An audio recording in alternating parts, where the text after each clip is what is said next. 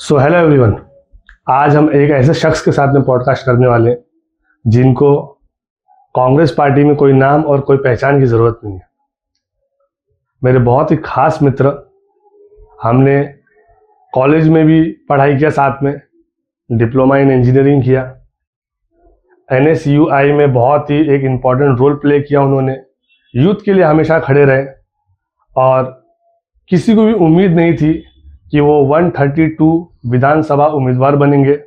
वहाँ से उन्होंने MLA का इलेक्शन भी लड़ा और आज ये प्रेजेंट टाइम पे महाराष्ट्र कांग्रेस पार्टी के प्रवक्ता आज फाइनली हमारे बीच आ चुके हैं, संदीप पांडे जी। संदीप पांडे जी, कैसे हैं आप?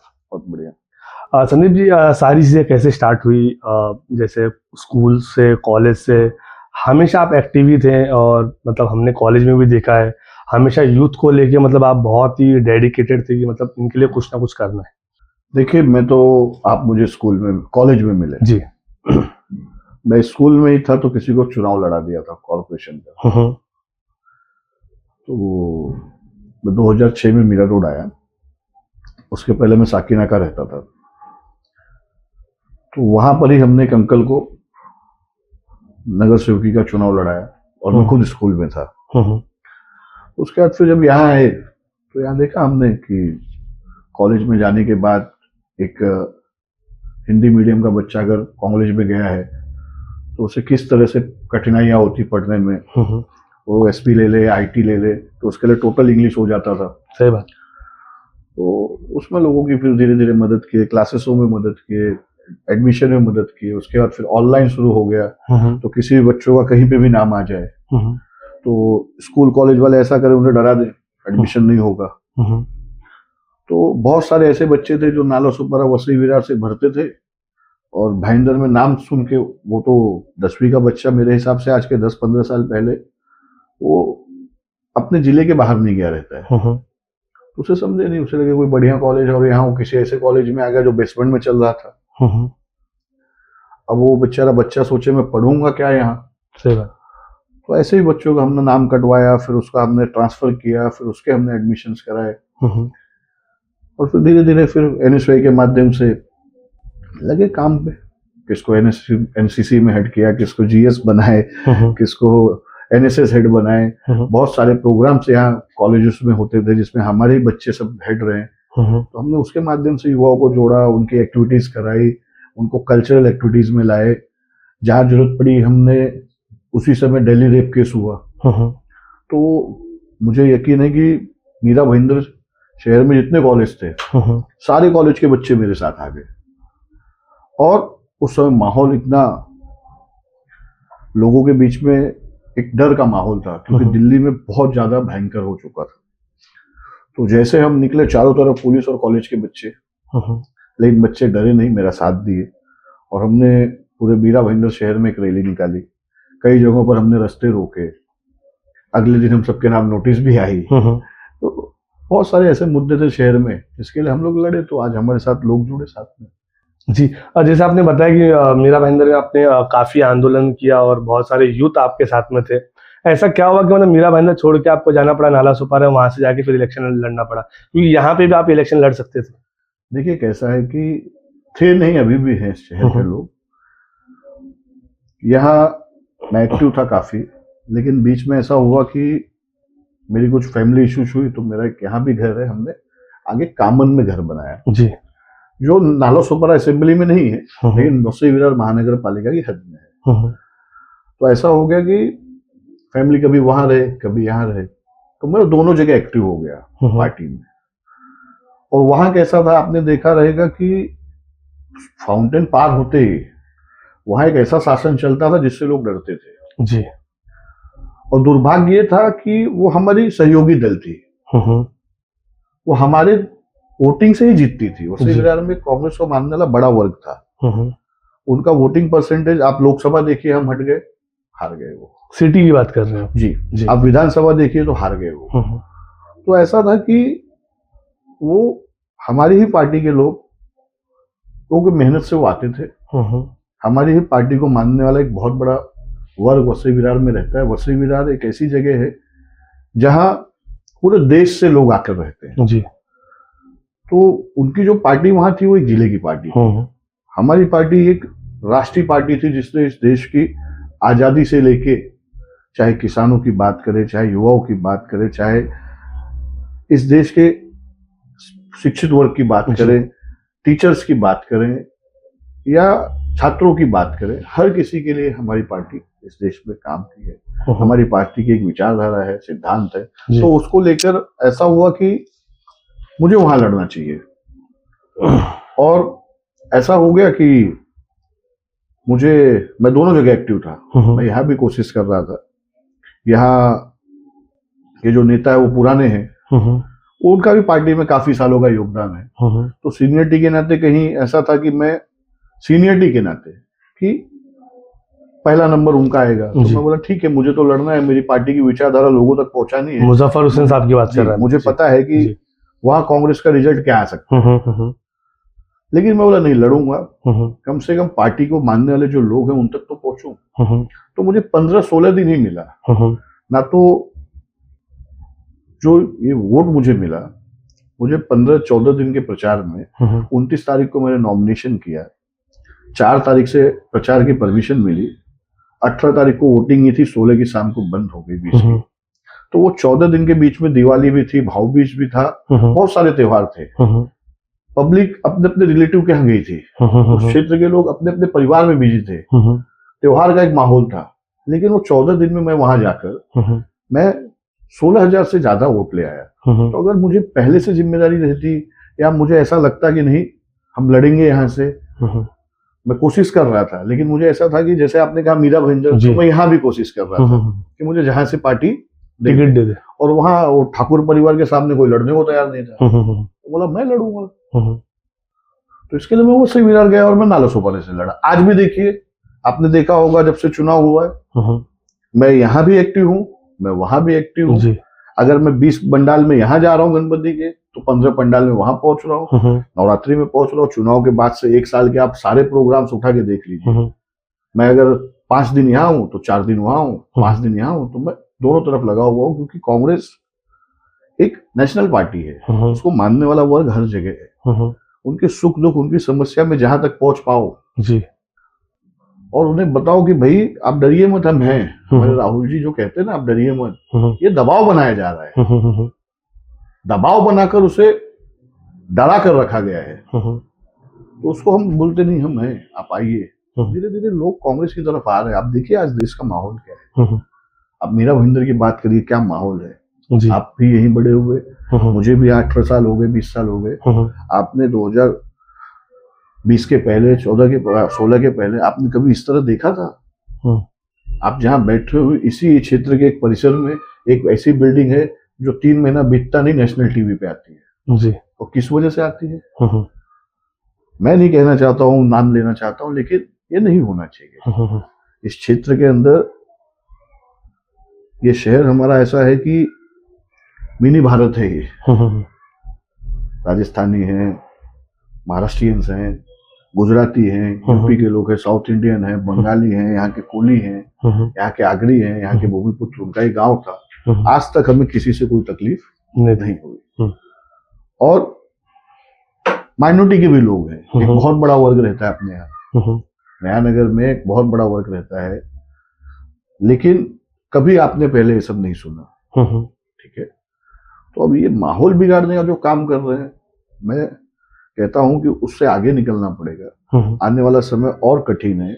जो पार्टी सत्ता में, अगर उसे हम नहीं रोकेंगे तो महंगाई पे कंट्रोल नहीं होगा जी, और महंगाई पे कंट्रोल नहीं होगा तो आपके ऊपर बहुत सारी लाइबिलिटियां हैं। ठीक है, आप कहाँ से लोन भरोगे, कहाँ से EMI चुकाओगे, कहाँ से परिवार देखोगे? ये रोजगारी नहीं बच रहे लोगों के पास, सब प्राइवेटेशन होते जा रहा है। तो हमारे पास बहुत सारे मुद्दे हैं कि हम उस पर काम करें जी। और ये दुर्भाग्य इस शहर का कि इन बातों पर युवाओं को आपस में लड़ाया जा रहा है जी। संदीप जी, बहुत ही अच्छी बात बोला आपने। मतलब प्राइवेट सारी कंपनियों को काम दिया जा रहा है। कांग्रेस के टाइम पे सारी चीजें नहीं थी। आप नालासोपारा से इलेक्शन लड़े, वहाँ पे एक बहुत ही बड़ा वर्ग जो है वो है उत्तर भारतीयों का। तो मतलब ये भी कहा जाता है कि छोटा यूपी है नालासोपारा, और अगर नालासोपारा का चाह दे तो वहाँ का जो नगर सेवक, एमएलए, एमपी जो भी XYZ बने, वो एक उत्तर भारतीय बना सकता है। तो इसको किस तरह से आप देख रहे हैं आने वाले 5 साल के अंदर?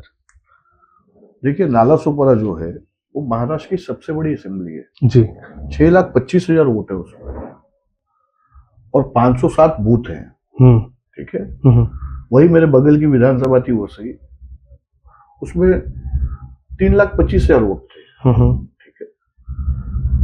तो और वसई विरार जो है, वसई विरार शहर की आबादी 25 लाख हो चुकी है, लेकिन ऑन पेपर, ऑन रिकॉर्ड लोग नहीं है जी।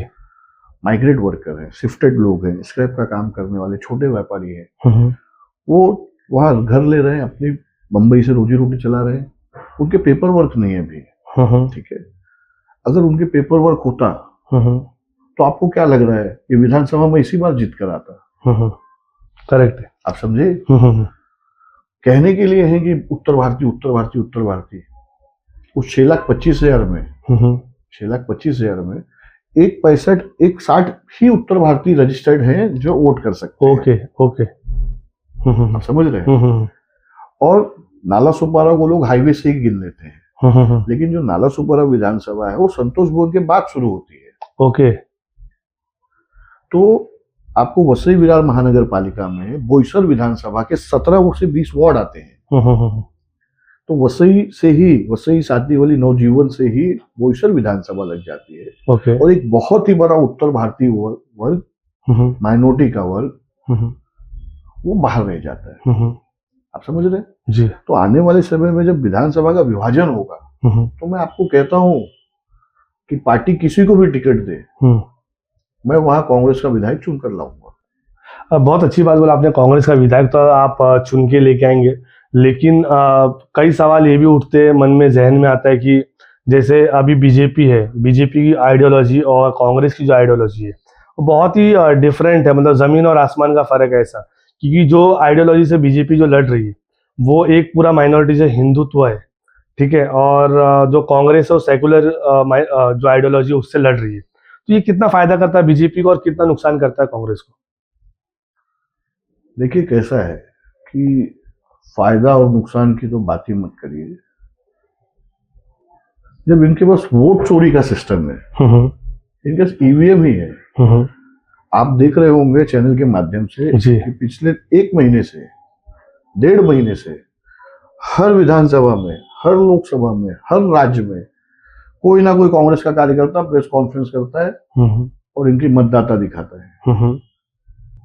आप समझ रहे हैं? जी। तो जब इनको वोट ही चोरी कर लेना है तो इन्हें दोनों धर्म नहीं चाहिए, सिर्फ लड़ा रहे हैं। ये सत्ता के भूखे हैं, इन्हें सिर्फ वहां पहुंचना है। कैसे पहुंचना है ये कुछ भी कर सकते हैं, शाम दाम में दंड। ये मैं नहीं कह रहा हूँ, ये मैं नहीं कह रहा हूँ, इलेक्शन कमीशन की साइड कह रही है। एक ही आदमी के 4 जगह नाम मिल रहे हैं, जो घर नहीं उसी पे 60 नाम मिल रहे हैं, जो रिकॉर्ड में मर चुके हैं वो जिंदा मिल रहे हैं, मरे हुए का वोट कोई और डाल रहा है। ठीक है।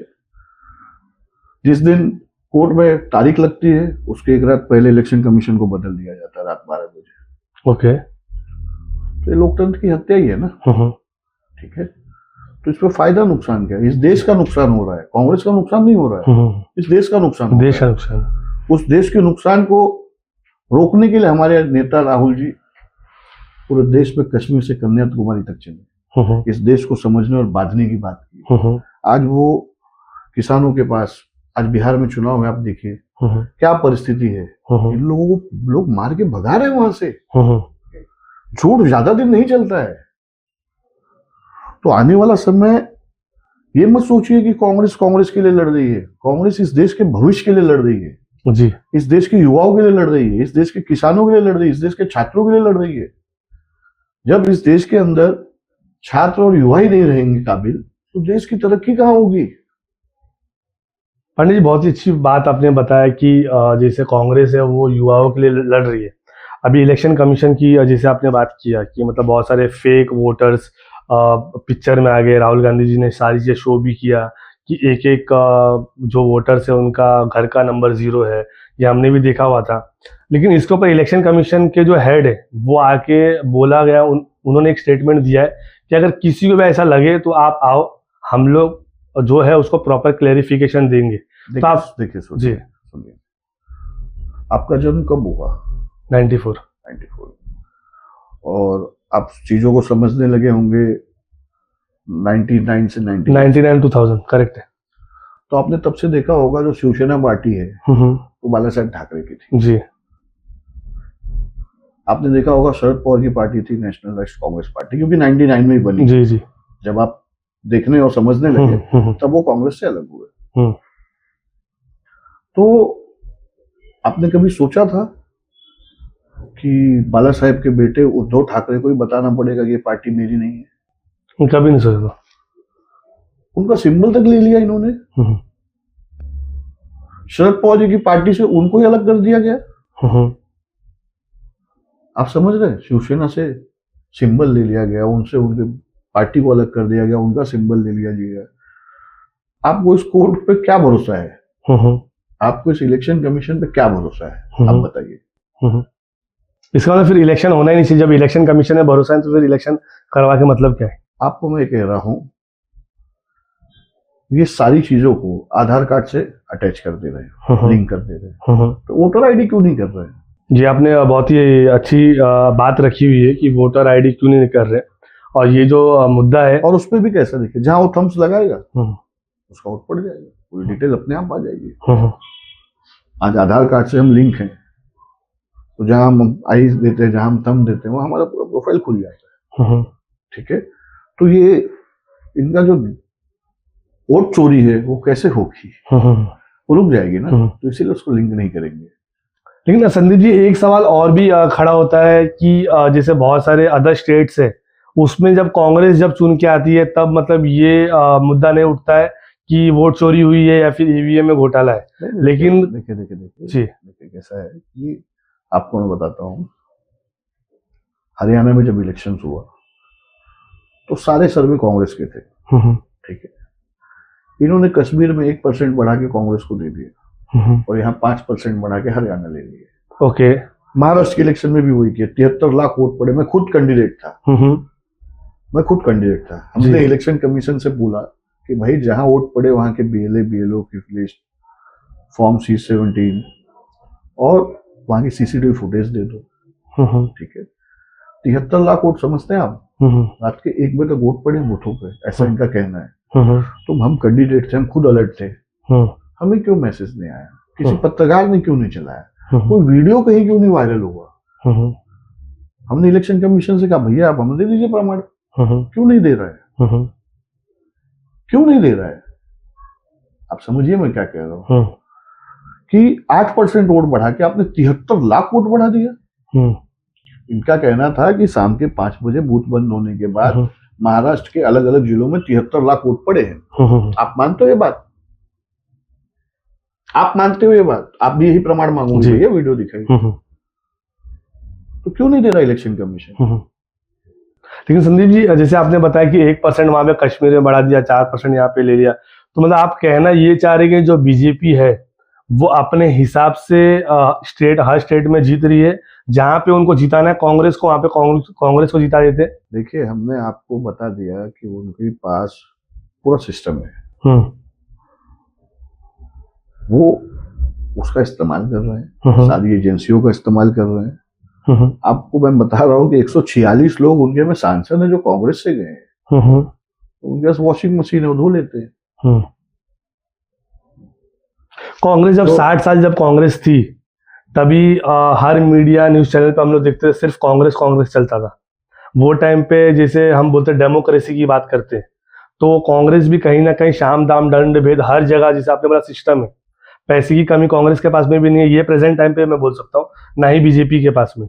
तो कांग्रेस क्यों नहीं मतलब अपना पूरा पावर लगा के, पूरा पैसा लगा के वो सिस्टम अपने पास में ले पा रही है? नहीं देखिए, अगर कांग्रेस के वो तकनीक होता और वो अप्लाई की होती, ठीक है, तो हारती ही क्यों? एक पॉइंट ऑफ टाइम पे तो संदीप जी ऐसा भी होता है ना कि एक चेंज चाहिए, चेंज के हिसाब से। जब मालिक आप ही हो, लोगों को चेंज चाहिए, आपको नहीं ना जी। ठीक है, जब आपके हाथ में सिस्टम है, आप कह रहे हो, हाँ, तो आप इतनी बुरी तरह हारते क्यों? ये मशीन सेट करके, आपको मैं कह रहा हूँ ना, पहले ऐसा था, बहुजन को भी लगता था यहाँ कांग्रेस का कुछ नहीं है, ठीक है, वहां के लोगों को भी लगता था। तो जब लड़े तो पता चला ना कांग्रेस को मानने वाले लोग हैं जी। ठीक है। तो इस देश की विचारधारा थी कांग्रेस, मैं आपको फिर कहता हूँ, ठीक है। वो ट्रांजिस्टर का जमाना चलता था ना जब, तो घर घर में थी कांग्रेस जी। आज भी घर घर में कांग्रेस जी। लेकिन जब सिस्टम को ये हैक कर सकते हैं, आज मैं देखिए, मैं प्रमाण के साथ अब कह रहा हूँ, क्योंकि आपने कहा सिर्फ राहुल जी नहीं जी। मैंने कहा कि पूरे देश में, और अभी महाराष्ट्र में चुनाव हुए, ठीक है, तो महाराष्ट्र की बात कर रहे हैं। महाराष्ट्र में हर जिले से हर आदमी प्रेस कॉन्फ्रेंस कर रहा है, और हर जिले से 2,000, 3,000, 10,000, 20,000, 25,000, 50,000 ऐसे नाम फेक निकल रहे हैं। कुछ जगहों पे तो भाजपा के परिवार के घर भी मिल रहे हैं कि उनके घर के नाम पड़ रहे हैं और उसमें दिख रहा है कि भाई ये फेक है, इसी शहर में, ठीक है। तो उसके बाद आप हमें कह रहे हो, तो ठीक बात नहीं है, आप भी हमें गोदी मीडिया लग रहे हो। नहीं, हम गोदी मीडिया नहीं, मतलब हमारा ये है कि मतलब जो चीज़ें आप बताएंगे वो तो काउंटर क्वेश्चन पूछना तो मतलब हमारा वो फर्ज भी बनता है, और जो ऑडियंस है, जो ये पॉडकास्ट देखने वाले, उन तक मतलब सारी जो पॉजिटिव चीज़ें हैं वो हमारा यहाँ से कर्तव्य बनता है और फर्ज बनता है। लेकिन संदीप जी, बात एक और निकल के आती है, जैसे आपने राहुल गांधी जी की बात किया, बहुत सारे जो स्टेटमेंट्स हम देखते हैं उसके अंदर ये भी कहा गया है कि कांग्रेस एक पॉइंट ऑफ टाइम पे ओवर कॉन्फिडेंस हो गई थी कि भाई अभी तो हमको कोई हरा ही नहीं सकता, मतलब वो एक अहंकार हो गया था। तो वो अहंकार का ये रिजल्ट है कि मतलब उनको थोड़ा बैकफुट पे लाया गया। इसके बारे में क्या कहेंगे? देखिए, आपको भी मीडिया का ही अनुभव है जी। ठीक है। अगर कांग्रेस अहंकारी पार्टी होती और गांधी परिवारवाद करता, तो राहुल जी पहले पार्टी में महासचिव नहीं बनते, उपाध्यक्ष नहीं बनते, सीधे अध्यक्ष बनते, ठीक है। तो ये जो परोसा जा रहा और दिखाया जा रहा वो आप पूछ रहे हो। राहुल जी हो, प्रियंका जी हो, हमारी संवैधानिक पार्टी है, सबको आप देखिए, कोई महासचिव बना, कोई सचिव बना, कोई उपाध्यक्ष बना, अनुभव और सीनियरिटी के हिसाब से अध्यक्ष बने। तो हम कांग्रेस इस देश को, मैंने कहा ये कांग्रेस विचार है, मैंने क्या कहा आपको, पार्टी नहीं, कांग्रेस विचार इस देश की, ठीक है। तो हर स्टेट में और हर जिले में वहां की जो राजनीति होती है वो अलग अलग तरीके की होती है, वहां की लीडरशिप जो होती है वो अलग तरीके की होती है। तो कहीं ऐसा है कि हमारे लोगों को, मैंने कहा ना, दबाव और डरा कर ये ले गए हैं। तो और उन लोगों को हमारे नेता ने कहा कि पार्टी में लेना नहीं है, वो आना भी चाहते हैं, ठीक है। तो हमने भी एक ऐसी पॉलिसी बनाई है, हम काम कर रहे हैं, लेकिन जब सिस्टम इनके पास है, वोट तो दे रही पब्लिक हमें। आप नांदेड़ देखिए ना, कांग्रेस का लोकसभा जीत के आया है जी, और वहां बाई इलेक्शन हुआ था, करेक्ट है, ठीक है। और लोकसभा हम जीतते हैं, 6 की 6 विधानसभा हम हारते हैं, कैसे पॉसिबल है? वही वोटर उसी दिन उसी बूथ पर दोनों वोट दिया है, सिर्फ मशीन की फर्क थी। ये मशीन लोकसभा की अलग कंपनी की आई थी, विधानसभा की अलग थी। ना तो आप समझो बाई इलेक्शन में सेम डेट में, सेम तारीख में, सेम समय पर वोटर दोनों साथ बैठे हैं, एक ही 2 मशीन पे वोट देना है उन्हें।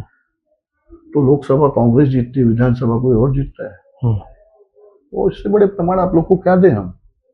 तो संदीप जी, जैसे आपने बताया कि मतलब जैसे बीजेपी में कोई भी आता है, एक वॉशिंग मशीन है, वहाँ पे धुल जाते हैं और सारे जो भी चीज़ें होती है उनकी सही हो जाती है, मतलब वो बहुत ही ज़्यादा और एक्टिव भी हो जाते हैं और लोगों के नज़र में उनको अच्छा बना दिया जाता है।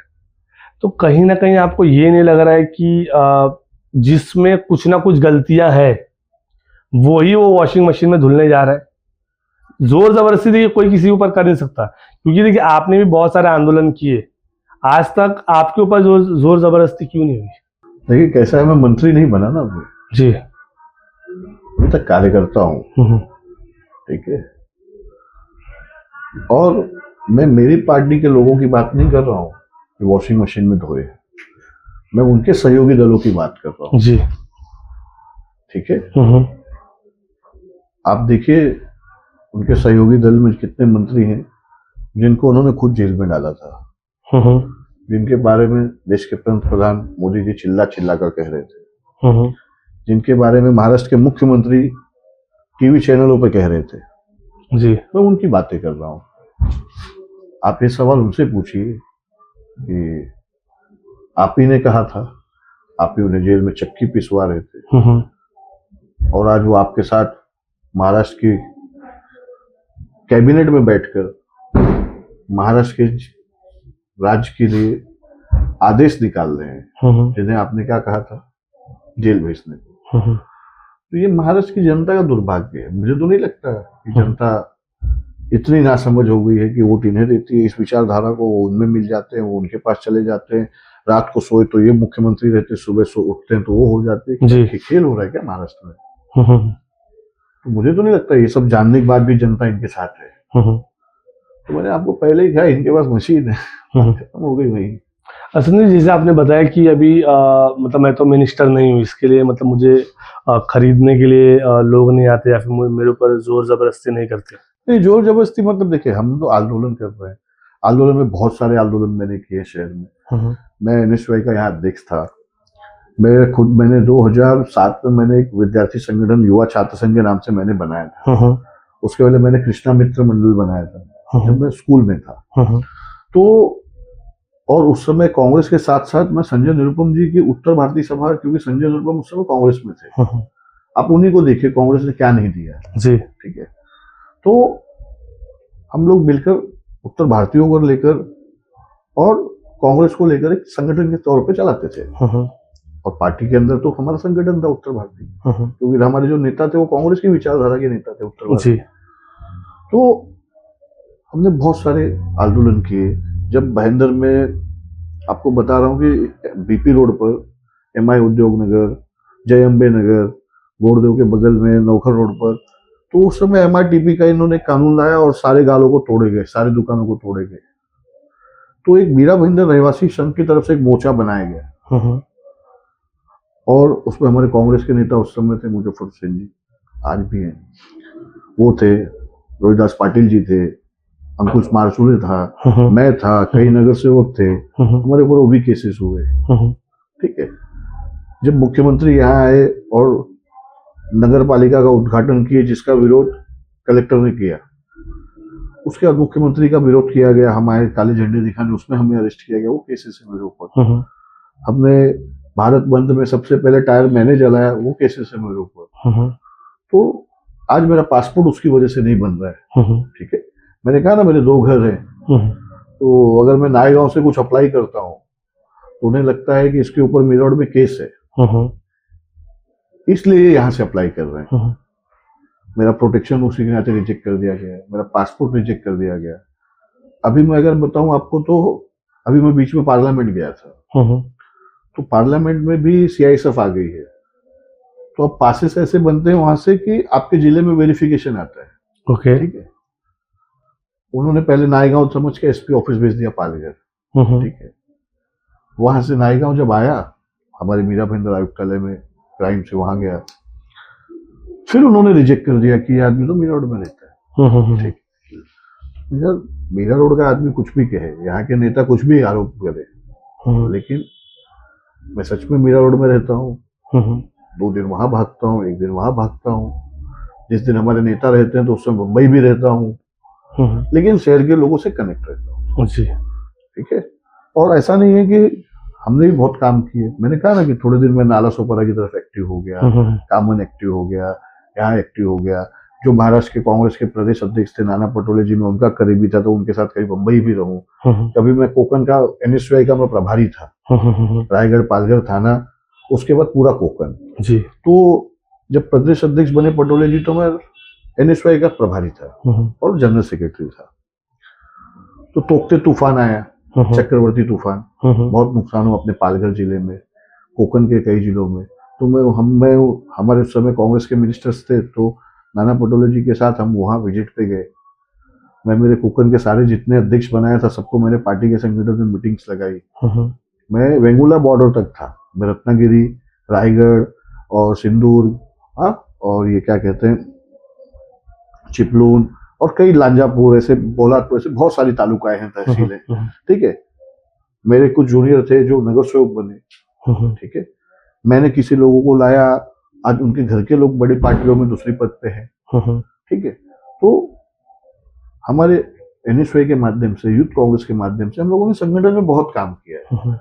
और मीरा भाईंदर में आप कहोगे इंदिरा गांधी हॉस्पिटल कांग्रेस ने लाया, आप कहोगे ब्लड बैंक कांग्रेस ने लाया, लाइब्रेरी कहोगे कांग्रेस ने लाया, स्काई वॉक कहोगे कांग्रेस ने लाया, जोगेश पार्क कहोगे कांग्रेस ने लाया। आपको देखोगे जैसल पार्क का जो चौपाटी पे गार्डन बना हुआ है, उसमें भी जो निधि कम हुई थी, उसमें भी मुजफ्फर हुसैन जी ने अपने पास से पैसा लगाया था उसे बनाने के लिए, ठीक है।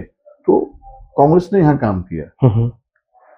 अब आप देखिए कि कैसा हो गया है कि शहर में, मैंने कहा ना आपको कि कुछ ऐसे लोग आए हैं जो धर्म पे लड़ा रहे हैं, उसके बाद से तो डाउनफॉल है जी, लेकिन संगठन में बदलाव हो रहा है, धीरे धीरे सब चीजें सही होंगी जी, ठीक है। फिर कांग्रेस नेतृत्व करेगी जी। संदीप जी, जैसे आपने बोला कांग्रेस नेतृत्व करेगी, चलिए ये तो फ्यूचर की बात होगी, नेतृत्व करेगी, लेकिन हमने हाल ही में आम आदमी पार्टी का एक स्टेटमेंट भी सुना था कि आज आप शाम दाम दंड भेद कर रहे हो, आप मतलब हमारे नेताओं को खरीद रहे हो। जिस दिन हम अगर सरकार में आ गए उस दिन बस आप बच के रहना चीज़ों को लेके, क्योंकि आप जितना कर रहे हो इससे 2 गुना हम करेंगे। ये स्टेटमेंट के बारे में क्या कहेंगे? देखिए, वो उनके पार्टी के होंगे कोई जिम्मेदार व्यक्ति, लेकिन वो उनका पर्सनल स्टेटमेंट था, तो उनकी जो सोच होगी उन्होंने कहा होगा। वो हमारे इंडिया अलायंस के गठबंधन में हमारे साथी हैं उनके नेता, तो आप एक छोटे से इशू के लिए मेरा उन पर आरोप करना ठीक नहीं है पूरी पार्टी को। बहुत ही जिम्मेदारी से उन्होंने कहा था, और उनका नाम मैं अभी डिस्क्लोज नहीं करना चाह रहा हूँ, क्योंकि वो एक बहुत ही जिम्मेदार व्यक्ति हैं आम आदमी पार्टी के। ठीक है, उनकी क्या विचारधारा थी अब उन्हें पता होगा, क्या कहूँ। तो जैसे संदीप जी, आप प्रवक्ता भी हैं और बड़े बड़े जितने जो पॉलिटिशियंस हैं उनके कांटेक्ट में भी आप हैं। नाना पटोले साहब को क्या दिखा आपके अंदर कि आप मतलब जो चीज़ मीरा भाईंदर में रह कर नहीं कर पाए, और जब आप उनसे जुड़े तो आपका जो ग्रोथ है वो 2x की स्पीड से फटाफट ग्रोथ होने लगा? नहीं, ऐसा नहीं है। क्या हो गया कि मैं पार्टी में पहले से काम कर रहा था जी, और नाना भाऊ से मेरी पहचान अध्यक्ष और स्पीकर बनने के पहले थी, जब वो सांसद थे। ठीक, साहब को मैं तब से जानता हूँ, और वो तब से मेरे अंदर काम देखते थे कि मैं कैसे एनएसवाई में काम कर रहा हूँ, संगठन में काम कर रहा हूँ। फिर ऐसा हुआ कि कोविड आ गया, हमारी गवर्नमेंट बनी जैसे 2020 में, कोविड आ गया। तो कोविड में कैसा हुआ कि मैं, अपने को कहा ना कि मीरा रोड और वसई विरार, तो सोशल मीडिया के माध्यम से हमें जहां से फोन आए हम वहां तक पहुंचे। ओके। और पहले फेज में हमने क्या किया, हमने एक 2 महिंद्रा पिकअप गाड़ी जिसपे चाय, पानी, बिस्किट यहाँ से चर्च गेट तक भेजते थे, ओके, पर डे, और वहां से यहाँ मंगाते थे। जिस समय गाड़ी नहीं मिलती थी, जिस समय पानी के बॉटल्स नहीं मिलते थे, तो हमने ऐसे कुछ काम किए। हमने पड़गा तक खाना बांटे, हमने कई सौ मजदूरों को गांव भेजा, घर भेजा, ट्रेन के माध्यम से भेजा, कई लोगों को अस्पतालों में मदद की। और फिर जब दूसरा फेस आया तो उसमें भी मैंने कुर्ला टर्मिनल के बाहर, जहां पूरे महाराष्ट्र में किसी को परमिशन नहीं था, मेरे कुछ पर्सनल रिलेशन होने की वजह से मुझे वहां पर छात्र संगठन के नाम पर बोर्ड लगाने की परमिशन मिली। ओके। और बात बोर्ड की परमिशन की नहीं थी, बात ये थी कि वो किसी संगठन को अलाउ नहीं कर रहे थे। तो मैंने कुर्ला टर्मिनल के बाहर पानी का स्टॉल लगवाया। और आपको बताऊं कि हम तो कोशिश करें कि कितना ज्यादा पानी दें, लेकिन हमें 10-15 हजार 20 हजार से ज्यादा बॉटल ही ना मिले रोज, वो भी कई जगहों से मंगाना पड़े। तो हमने लगभग 25 दिन, और उस समय बताऊं आपको कि रमजान का महीना था। जब शाम होती थी तो हमारे उसी स्टॉल पर हमारे भाई लोग नमाज भी पढ़ते थे, अफ्तारी भी करते थे। आपको बताऊं ऐसी परिस्थिति थी कि जो टेबल था, जो चेयर थी, वो भी सुबह नहीं मिलती थी। इतना क्राउड था वहां कुर्ला टर्मिनल पे। लेकिन हमारे लोग, हम बिना डरे वहां गए। हमारे घर में भी मौतें हुई, फिर भी हम गए, हमने काम किया। उसके बाद जैसे जैसे कोविड के नियम आते गए उसमें हमने काम किया। मैं फिल्म फेडरेशन में भी कुछ पोस्ट पे था। कोविड में कई डायरेक्टर, कई प्रोड्यूसर, और जो सबसे पहला केस हुआ वो हमारे यही कलर्स चैनल के प्रोग्राम आता था, यही काशी मेरा में स्टूडियो है, उसमें जो उसका ये था टेलर अब्दुल, उसको हुआ, उसकी बिहार में डेथ हो गई।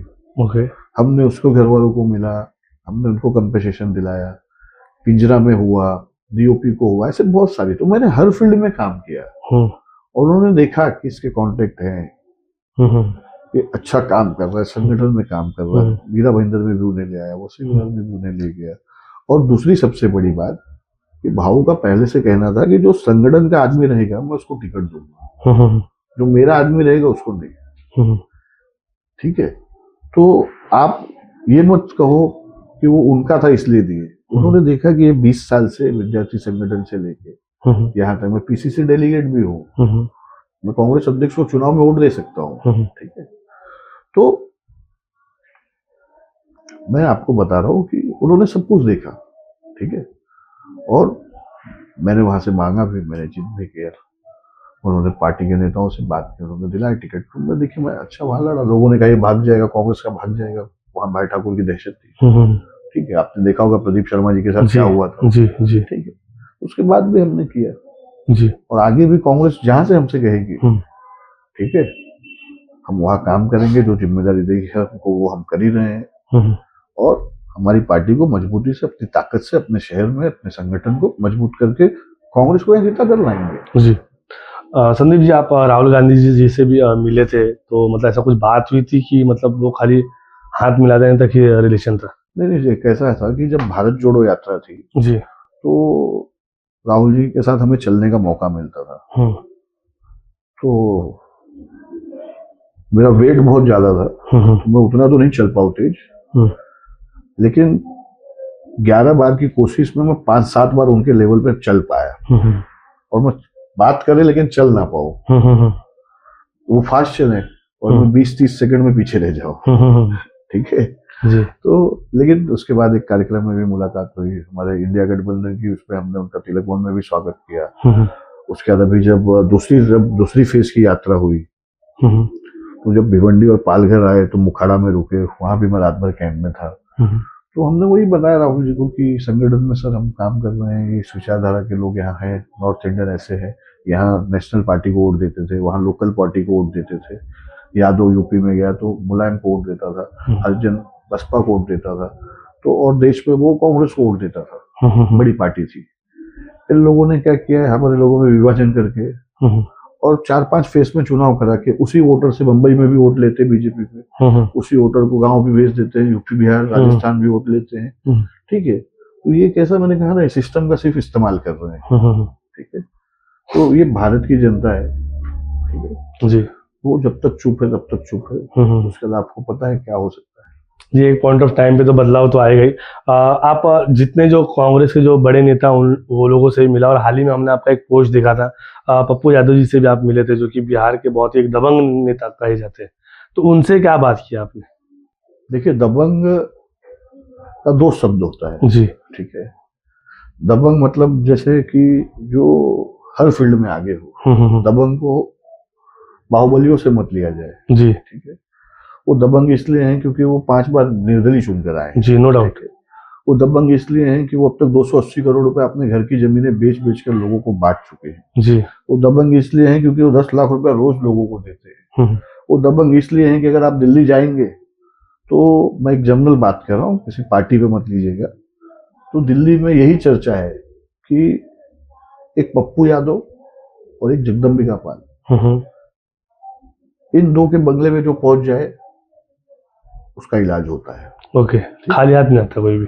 और पप्पू भाई पूरे बिहार के मास लीडर है। हम्म, पप्पू भाई का सिर्वांचल में ही नहीं पूरे बिहार में एक अच्छी पकड़ है। हम्म, बिहार के साथ साथ झारखंड में उनकी अच्छी पकड़ है। हम्म, पप्पू भाई एक बहुत ईमानदार और अच्छे नेता हैं जो लोगों के बीच रहते हैं। आपने देखा होगा उनकी क्या फॉलोइंग है, वो सबसे मिलते हैं। हम्म, ठीक है, उनको जो जहाँ दुख बताए वो तुरंत भावुक हो जाते हैं। मैंने उनको देखा कि उनकी जेब में जो है वो तुरंत निकाल के दे देते जी, हैं।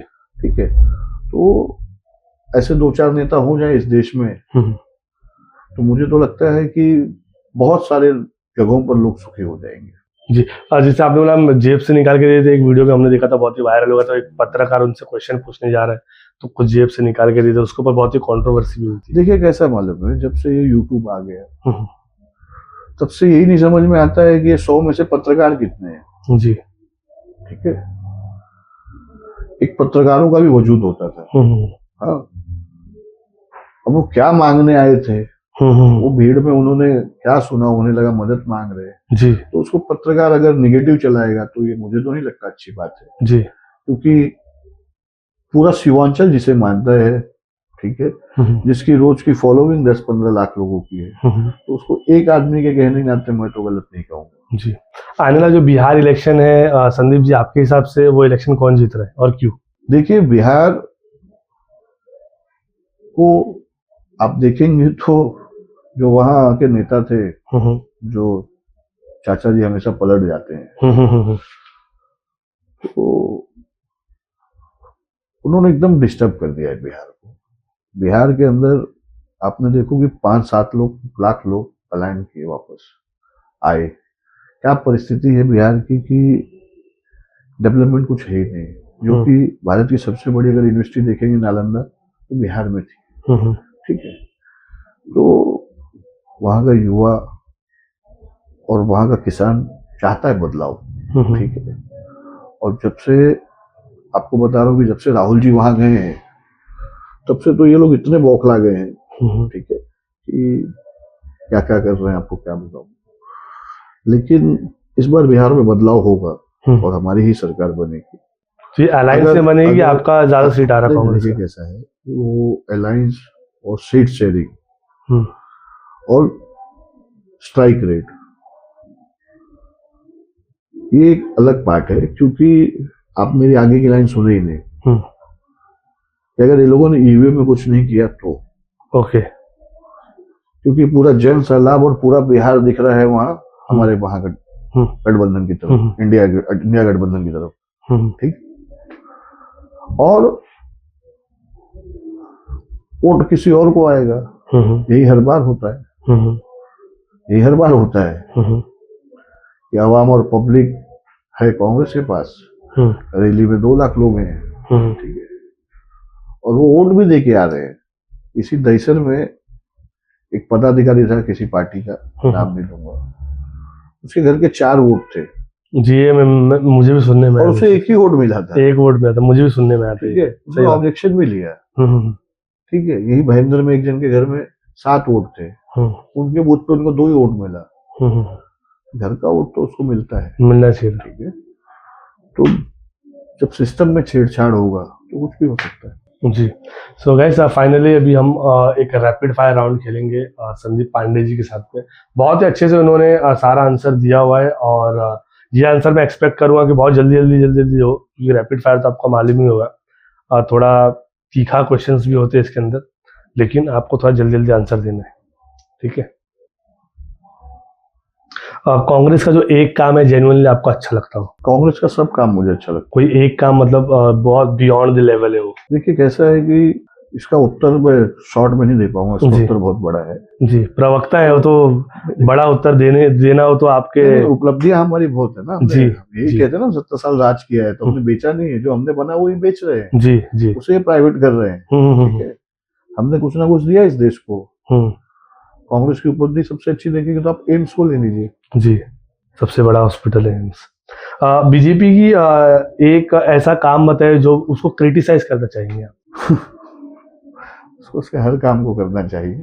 कैसा है कि एक झूठ की दुकान है, ठीक है, तो अब मैं वो सारी चीज ही झूठ है, तो मैं उसमें किसी भी चीज के बारे में नहीं कहूंगा, तो झूठ बोलना तो मतलब झूठ ही हो गया फिर। लोग तो ऐसे भी कहते हैं कि मतलब जैसे जब पीएम मोदी जी जब आए तो मतलब देश मतलब बाहर के देश से अभी डरता नहीं है और एकदम स्ट्रांग एक लीडर है, खड़े रहते हैं, तो एक उपलब्धि हुई है। देखिए ये पानी बंद करवाते हैं, ये जी। सिंदूर घर बंटवाते हैं, जी।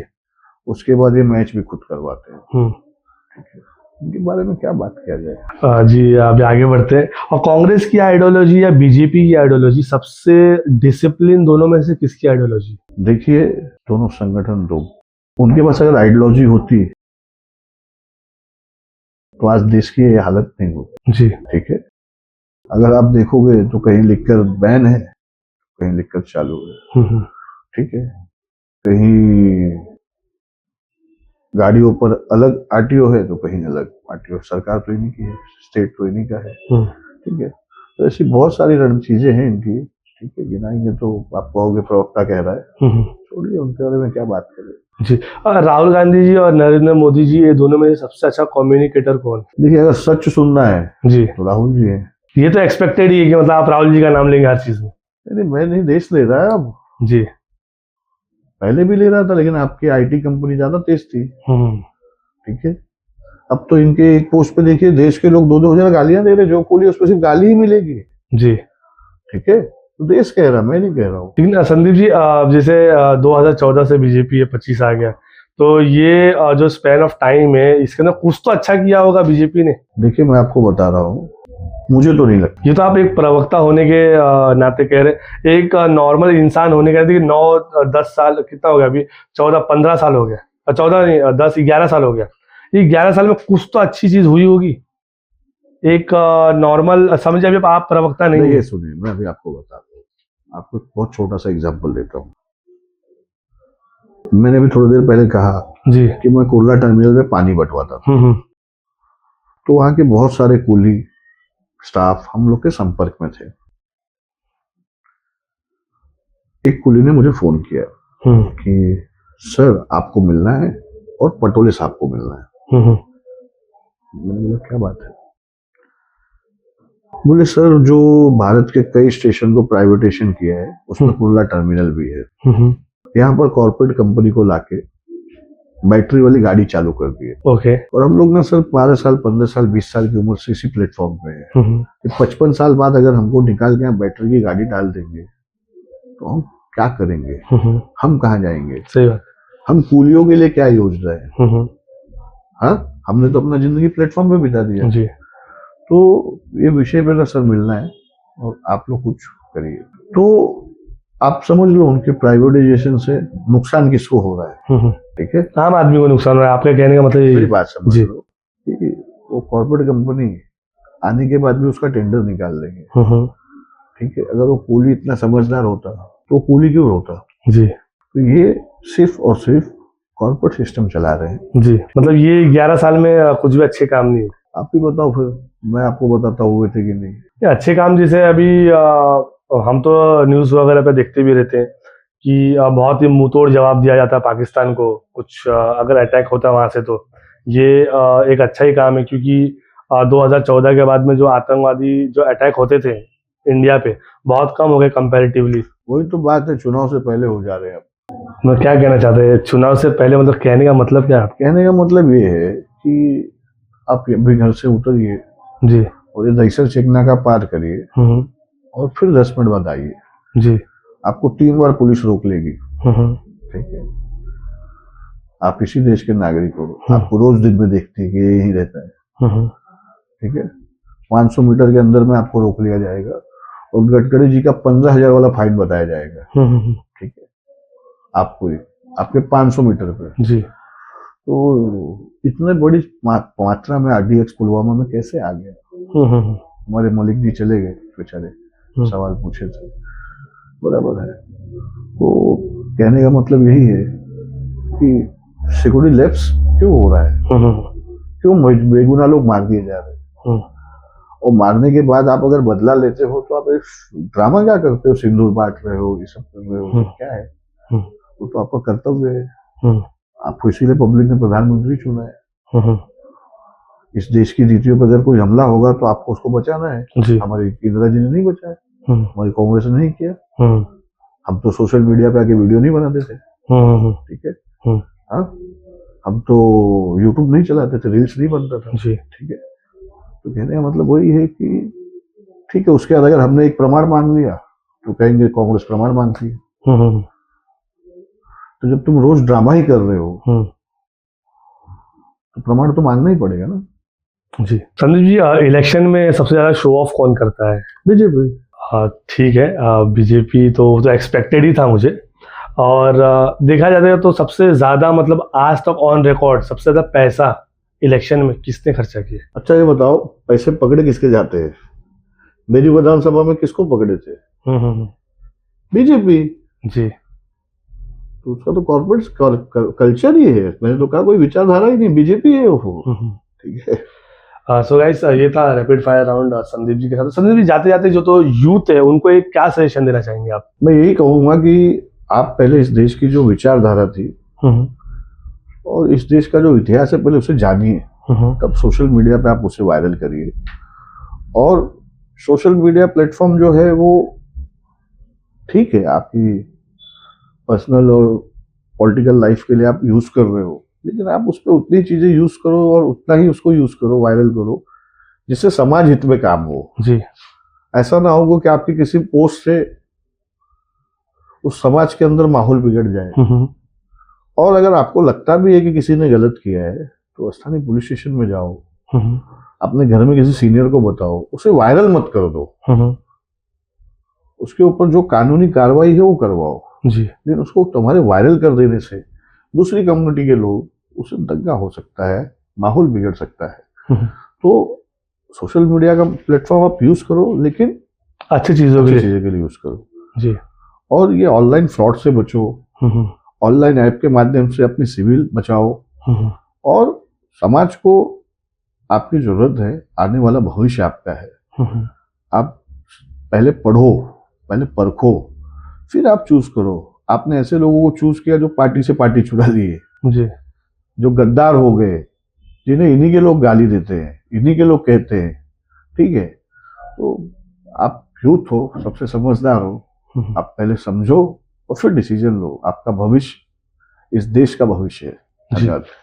संदीप जी, एक लास्ट क्वेश्चन है अभी आपसे, ये पॉडकास्ट के बारे में कहेंगे? देखिए, कैसा मालूम है कि जैसे आप अब तक कह रहे थे ना बीजेपी कहूंगा, तो आप तो मेरे दोस्त और छोटे भाई हो, साथ में हम काम किए जी। तो आप सच में बहुत अच्छा काम कर रहे हो जी। आप तो जितना सच लोगों तक पहुंचाओगे, क्योंकि आप लोगों के आगे ना हो, आपके जितने भी फॉलोअर्स होंगे आपको अच्छा मानते इसीलिए फॉलो किए, तो आप उन्हें सच दिखाओ जी। और जितनी भी इस समाज हित में काम है वो उन तक पहुंचाओ, वीडियो के माध्यम से, आपके चैनल के माध्यम से जी। और एक अच्छा कार्य करो। ये शुभकामना देता हूँ आपको। Thank you Sandeep ji. So guys, ये थे संदीप पांडे जी, जो कि एट प्रेजेंट टाइम पे महाराष्ट्र के जो कांग्रेस पार्टी है उनके प्रवक्ता है। बहुत ही बेपाक और बहुत ही सूझबूझ से यहाँ पे आंसर दिया है संदीप पांडे जी ने। और मैं होप करूँगा कि आने वाले टाइम में यहाँ पे जब संदीप पांडे जी फिर आए तो एमएलए बन के आए, और तब हम और भी बहुत इंटरेस्टिंग क्वेश्चंस पूछेंगे संदीप पांडे जी से। Thank you so much Sandeep Pandey ji, आपका।